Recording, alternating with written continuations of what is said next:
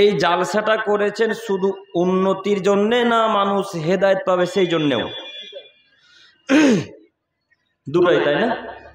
দুটাই। তো আল্লাহ দুটাকেই কবুল করুক, সকলে বলি আমিন। তো সম্মানিত দিনী ভাই, এইবার আপনাদেরকে আমি বলছি, আচ্ছা বলেন তো দেখি যে পুতুল ক্রয় বিক্রয় করা হালাল না হারাম? হারাম। আজকে জালসার কোন দোকানে পুতুল বিক্রি হচ্ছে কি? হচ্ছে। আওয়াজ পাচ্ছেন তো? আপনারা উত্তর দিবেন না নাকি? হচ্ছে। এক। দুই, গুটকা, বিড়ি, সিগারেট, খৈনি এই যাবতীয় খাদ্য হালাল না হারাম? হারাম। এইগুলো আজকে কোন দোকানে বিক্রয় হচ্ছে কি? হচ্ছে। মহিলারা এইভাবে বেপরদা হয়ে চলাচল করবে, ইসলামিক সভাতে বা যে কোনো সভাতে এইভাবে করবে, এটা হালাল না হারাম? যে হারাম। এইবার আপনাদেরকে আমি বলছি, আপনারা জালসার যে স্থানগুলোতে দোকান বসিয়েছেন সেই দোকানওয়ালাদের কাছ থেকে টাকা নিয়েছেন কি? নিয়েছেন? নিয়েছেন না? ওই পানওয়ালার কাছ থেকে টাকা নিয়েছেন না? ওদের কাছে নেন? মানে জিলাপি, ওই ঝুড়ি জিলাপি আর বাদাম যারা বিক্রয় করছে তাদের কাছ থেকে নিয়েছেন না? জি। তো আমি আপনাকে বলছি, আপনি টাকা নেন আর না নেন, ওই পান বিক্রেতা আর বিমল বিক্রেতা, গুটকা বিক্রেতা, খৈনি বিক্রেতা এখন উপস্থিত আপনাদের এই জালসার আশেপাশে আছে কিভাবে, এটা একটু বলেন তো দেখি। নিজেকে কি কেউই মানুষ মনে করেন না রাঘবপুরে? সবাই কি নিজেকে পশু প্রাণী মনে করেন? নাকি ইসলামটাকে নিজের হাতের ময়লা ভেবেছেন, যে যখন ইচ্ছা হবে ডেটল সাবান দিয়ে হাত ধুয়ে ফেলে দেবো, আবার হাতের ময়লা লাগিয়ে নেবো, এটা ভেবেছেন ইসলামকে কি? জি, কথা বলে না। আমি আপনাদের প্রথমে বললাম না একটু কথা বলবেন আমার সাথে? তো আমি আপনাকে বলছি যে টাকা নেননি, আলহামদুলিল্লাহ, খুবই ভালো করেছেন। ওই গুটকা বিক্রেতা, বিমল বিক্রেতা, পান বিক্রেতা কিভাবে একটা ইসলামিক সভাতে বিক্রয় করতে পারলো? নাকি আপনারা মনে করছেন এটা দুর্গা পূজার মেলা? এটা দুর্গা পূজা কি? এটা কি কয়েকদিন আগে ছট পূজা হলো না? কি পূজা হলো ওদের, যে ছট পূজা। সারিতে সারিতে কলার গাছ লাগিয়েছে তারা, হিন্দু, তাই তারা এরকম কাজকর্ম করেছে। দোকানও আছে, পূজাও বিক্রি হচ্ছে, মূর্তিও বিক্রি হচ্ছে, পুতুলও বিক্রয় হচ্ছে, গুটকাও বিক্রয় হচ্ছে, গাঁজাও বিক্রি হচ্ছে, হিরোইনও বিক্রি হচ্ছে, সব কিছু বিক্রয় হচ্ছে। তো এটাকে কি দুর্গা পূজার স্থান পেয়েছেন? ওই জায়গাতে এইভাবে গুটকা বিক্রয় হবে মানে? কই একজন বাধা দিতে পারলেন না আপনাদের জালসার কমিটি থেকে? গায়ে গুটকা বিক্রয় করছে মানে দাঁত ভেঙে দেবো বেটা, আগে গুটকা ফেলো তারপরে তোমার দোকান। কই বলতে পারলেন না কেন? কেন বলতে পারলেন না?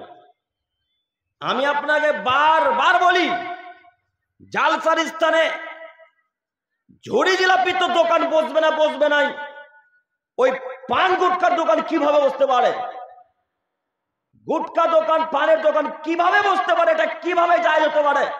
এমন কোন মায়ের বেটার বুকে ক্ষমতা আছে সারা পৃথিবীতে যে বলতে পারে জালসার স্থানে মেলা বসা যাবে বা গুটকা পানের দোকান বসা যাবে? কোন মায়ের বেটা যদি প্রমাণ করে দিতে পারে, সেদিন থেকে আমি আব্দুল করিম জাতির সামনে কথাই বলবো না ইনশাল্লাহ। কই ঠেকাতে পারলেন না? আপনারা দায়িত্বশীল, দায়িত্ব সম্পর্কে আপনাদেরকে জিজ্ঞাসা করা হবে। মহান আল্লাহ রাসূল বলছেন, আলা কুল্লুকুম রাইন, হে আদমের ছেলে মেয়ে শোনো, তোমরা প্রত্যেকেই প্রত্যেকের দায়িত্বশীল, তোমরা প্রত্যেকেই প্রত্যেকের জন্য দায়িত্বশীল। কুল্লুকুম রাইন ওয়া কুল্লুকুম মাসউলুন আন রায়াতিহি, এবং তোমাদের প্রত্যেককেই দায়িত্ব সম্পর্কে জিজ্ঞাসা করা হবে কিয়ামতের মাঠে। বলেন যারা জালসার দায়িত্ব আছে তাদেরকে জিজ্ঞাসা করা হবে কি হবে না? হবে। তাহলে আপনারা যারা জালসার দায়িত্বে আছেন তাদের উদ্দেশ্যে এবার বলছি, আপনি জালসা করে পাপ কেন ক্রয় করবেন? পাপ কেন কিনবেন? জালসা করে যদি পাপ কিনতে হয় তাহলে জালসা করে কোনো লাভ আছে? জালসা করেছি মসজিদের কিছু উন্নতি করব, আমাদের রাঘবপুরে কেউ কেউ হেদায়েত পাবে, এরা সালাত আদায় করবে এই উদ্দেশ্যে, তাই না? যে এখন যতজন সালাত আদায় করতে এসেছে, যতজন আজকে জালসা শুনতে এসেছে, প্রায় লোকই তো মুখে ওই গুটকার পান ভরে এসেছে, তো হেদায়েত পেল এরা?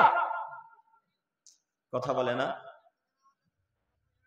তো লাভবান হওয়া গেল না ক্ষতি হলো? ক্ষতি হলো। তো তাহলে আপনাকে এবার বলছি, যারা দায়িত্বশীল মানুষ তারা সমান পাপী হবে।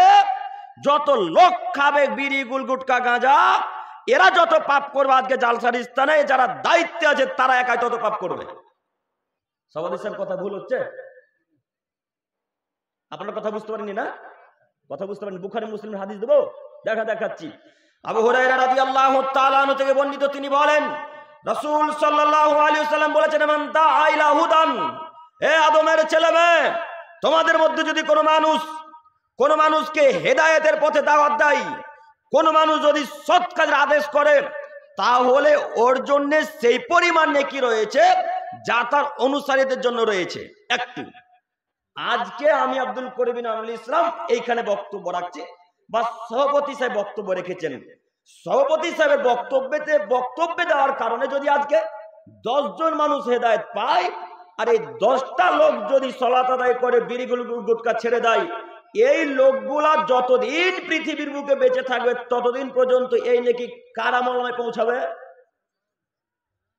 সভাপতির আমলনামায়। একটু কথা বলেন আপনারা, এই আমল কার নামায়, এই নেকি কার আমলনামায় লেখা হবে? সভাপতির। আল্লাহ নবী বলেছেন, লা ইয়ানকুসু যালিকা মিন উজুরিহিম শাইআ, এই নেকি থেকে এক নেকিও কমানো হবে না।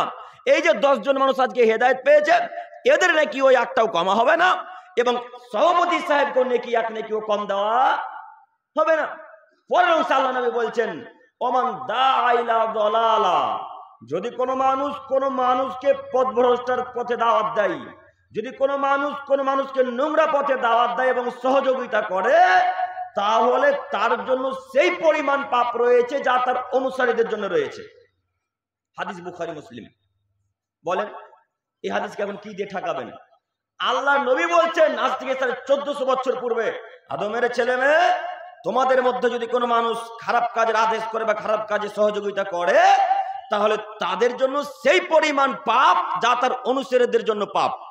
এখন আজকে এই জালসার স্থানে 100টা লোক যদি গুটকা খায়, 100টা লোক গুটকা খেয়ে যত পাপ করলো, জালসার দায়িত্বে যদি 10 জন 20 জন মানুষ থাকে তো একাই তারা তত পাপ করলো। কথা বুঝতে পারেননি? একাই তারা তত পাপ করলো। হাদিস বুখারী মুসলিম। প্রমাণ আমার কাছে আছে, আব্দুল করিমকে যখন খুশি বলেন, আব্দুল করিম কোথায় প্রমাণ আছে আমি দেখিয়ে দিতে প্রস্তুত। বুখারী মুসলিম মিসকাত খুলে দিতে, বুখারী মুসলিম মিসকাত থেকে খুলে দিতে প্রস্তুত আছে আমি হাদিস দেওয়ার জন্য। আপনাকে বলছি, জালসা করে জাহান্নাম কিনিয়েন না, জালসা করে জান্নাত কিনতে হবে ইনশাআল্লাহ। জালসা করে কি কিনবো? জান্নাত কিনবো, জাহান্নাম কিনতে আসিনি। জালসা করব, গ্রামের কিছু লোক হেদায়েত পাবে, ওই হেদায়েতে ওরা যতদিন ইবাদত করবে সেই ইবাদত থেকে আমরাও নেকি পাবো, এই আশাতে জালসা করব। কোনোদিনও কখনো কোনো মূর্তির দোকান, কোন ওই পুতুলের দোকান, কোন বিড়ি গুটকা গাঁজার দোকান বসতে দিব না ইনশাআল্লাহ।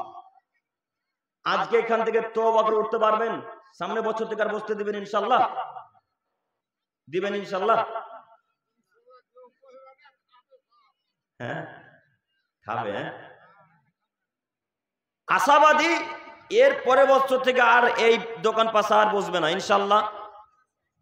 একটু আপনাকে দেখাচ্ছি আপনি কিভাবে পুতুলের দোকানকে আশ্রয় দিতে পারেন গো। এটা একটা ইসলামিক সভা। পুতুলের দোকানকে, প্রজাপতির দোকানকে, প্রজাপতির পুতুলকে কিভাবে আপনি দোকানে আশ্রয়, জালসার মতো একটা স্থানে, এরকম একটা জিনিস সভাতে যেখানে আল্লাহ এবং রাসূলের আলোচনা হবে, এরকম জায়গাতে কিভাবে আপনি পুতুল বিক্রয় করতে দিতে পারেন, কিভাবে পুতুলের দোকানকে বসতে দিতে পারেন, একটু আপনাকে দেখাচ্ছি। আল্লাহ নবী সাল্লাল্লাহু আলাইহি ওয়াসাল্লাম বলেন, আবু হুরায়রা থেকে বর্ণিত, তিনি বলছেন আল্লাহ নবী সাল্লাল্লাহু আলাইহি ওয়াসাল্লাম বলছেন, আমি পুতুলের ব্যবসাকে হারাম করে দিলাম, পুতুল ক্রয় বিক্রয়কে হারাম করে দিলাম, পুতুল কেনা বেচাকেও হারাম করে দিলাম। এ কথা মুহাম্মদ সাল্লাল্লাহু আলাইহি ওয়াসাল্লাম বললেন। পুতুল ক্রয় বিক্রয় হারাম, পুতুলের ব্যবসাও হারাম, পুতুল বাড়িতে রাখা হারাম এবং শিরকি কাজ। বলেন আপনার ছেলে আপনার মেয়ে আজকে কান্নাকাটি করে, ওই যে 5 বছরের বাচ্চাটা আজকে আপনার কাছে কান্নাকাটি করে জোর করে পুতুল কিনেছে, ওই পুতুল আজকে বাড়িতে রাখবেন। এই পুতুল যতদিন বাড়িতে থাকবে, ওই বাড়িতে থাকার কারণে লোকটা যত পাপ করবে, এই জালসা কমিটির যত মানুষ আছে দায়িত্বে তারা একাই তত পাপ করবে। আমি মনে হয় কথা বুঝাতে পারলাম না। তারা একাই তত পাপ করবে। একটা